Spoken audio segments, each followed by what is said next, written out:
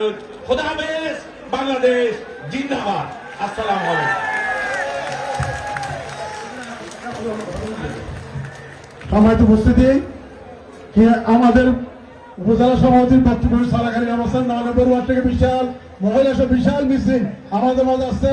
আমরা তাদেরকে ধন্যবাদ জানাই এবং কৃতজ্ঞতা জানাই যারা কষ্ট করে ব্যাংক বাড়ি নিয়ে 1 নম্বর থেকে 10টা ওয়ার্ড প্রত্যেকটা ওয়ার্ড থেকে প্রতিযোগিতা আজকে শুরু হয়ে গেছে।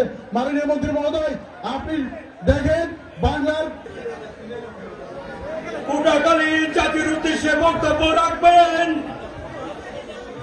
বাংলাদেশ জাতীয়তাবাদী দল বিএনপির মনোনীত প্রার্থী তানোর শীষের প্রার্থী উন্নয়নের কান্তারি আমাদের প্রিয় নেতা জনাব সালাউদ্দিন আহমদ সাহেব এখন পুরাকালী জাতির উদ্দেশ্যে বক্তব্য রাখবেন।